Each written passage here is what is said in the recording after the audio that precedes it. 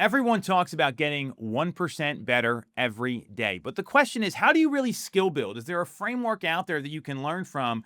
I've got the 5-point framework to really build your skills in a competitive market that I'll break down next. So if you get some value out of this or you like what you hear, make sure to subscribe to the channel, hit the bell for notifications. And if you want to schedule a call with our team to talk about how we can help you skill build, we can do that with the link in the comments and talk to you about how we can help you with your business. 1% better every day. I've got it on my gym wall at home. It's something I say all the time. I am committed to skill building. I know what that means for me, but a lot of people, they don't know where to start when it comes to building skills. And there's 5 key points you want to look at as your framework for skill building, whether it's in real estate or something else. The first is to learn the basics and understand the core sales principles that are out there. So, building a foundation by learning, it's something that there's proven sales techniques that work for decades, that have worked throughout time, and you've got to learn those first. Mastering the basics is really important. So how do you do that? Start with picking one thing to work on for a period of time. It could be a week, it could be 2 weeks, it could be a month, and ask questions to understand. And whatever that skill is, you want to dive deep into it. Understand the why behind the action. When you pick one thing a week and then rep it out, all of a sudden you've got a time period where you're working on one thing to get really good at it, rather than trying to be the bumblebee and you're testing one thing today, one thing tomorrow, something else on Thursday. It doesn't work that way. The singular focus when it comes to skill building and understanding, here's the basics I need to know, that's going to give you a great framework to skill build. So you could look up anything: LP Mama, the listing appointment, the buyer appointment, how to make phone calls at a high level, what your openers are on phone calls. Any of these, you want to understand the basics and pick one a week to make sure, or one during a time period, it doesn't have to be a week, that you're going to work on continuously so you can get a little better every single day at it. And instead of trying new things all the time and seeing what sticks, that's going to be number one. Number 2 is going to be practicing with actual scenarios. You're going to apply skills in safe settings here. So this could be a daily role play call. It could be a solo drill where you chant your scripts or you speak out loud. I've done this when I've had speaking engagements, when I was learning my listing appointment.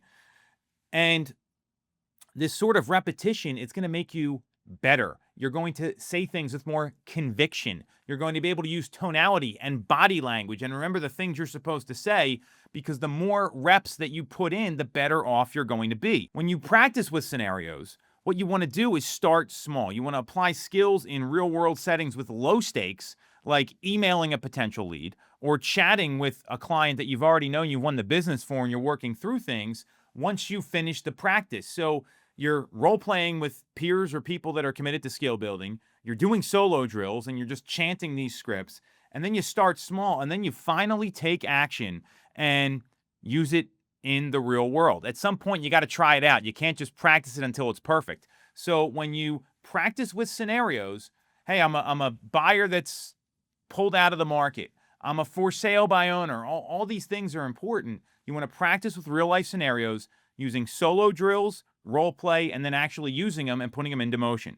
Number 3 is going to be getting feedback. And this is one a lot of people don't like to hear. They can't accept feedback. I'm a big believer in giving and accepting feedback. It's the only way to get better. Even when you lose a piece of business, I ask people, what could we have done better? Because I want to find out for myself what that looks like. And you can improve by understanding what works, what doesn't work, and ask for input. Hey, what sounded good? What sounded bad? How did I do there? And maybe even get like a mentor or a coach to listen in on some of this stuff. And every interaction you want to reflect. You want to have that meeting with yourself where you ask yourself, what could I do better here? How could I improve? And I'm talking about client interactions, not just interactions with yourself or in practice. And then you've got to track your progress and see how these things are going. Like, where are you actually getting appointments from? Where are you selling homes? What's working for you? And that's going to be something that's going to continually help you. You ask for feedback, you track and measure, and you keep using the feedback in your practice sessions, which was point number 2. Number 4 is going to be stay positive and stay persistent, because no one likes a negative Nancy. Bad attitudes don't go far in the sales business. You got to be a positive person to get people to want to work with you. And the reality is, sales is tough. Sales is not easy. And the teachable mindset focuses on resilience and small wins. That's what you want to be talking about here. So you can reframe rejection as a no is a not yet. Celebrate small wins like, hey, they set an appointment with me. Now I got to go win it, but you got them to the appointment setting phase. Stay consistent with your actions and develop a standard. We'll get to that in a second. That's going to be point number 5. And set small weekly goals to stay persistent in what you're trying to achieve. If you don't have that goal you're setting, you can never get better. And number 5 is going to be set your daily standard, because you fall to your standards, you don't rise to your goals. Everyone thinks I set these big goals, I'm going to rise up and do it. No, you fall to your standard. Your standard may be making 50 phone calls a day, making 100 phone calls a day, booking 5 appointments a week. Your standard should be tied to math. It should be a non-negotiable for you. And this goes in any phase of life. It could be working out every day. It could be eating healthy Monday through Friday. It doesn't really matter. Getting a certain amount of sleep. Whatever standard you set, you're going to fall to that. So you got to determine what's your one thing, what's your one standard. Don't come up with 3 or 4 or 5. You're never going to hit it. What is your daily standard that takes all your practice? What's your daily standard that is going to allow you to apply the basics you've already learned, that you're practicing regularly to get better at, that you're getting feedback about, and that you're staying positive and persistent with? And make sure that standard is up and visual. You do that and you declare it to other people, then you're able to skill build very effectively here. And this can go through any phase in your business. So if you want to actually get better, follow these 5 steps and good things, they're going to happen.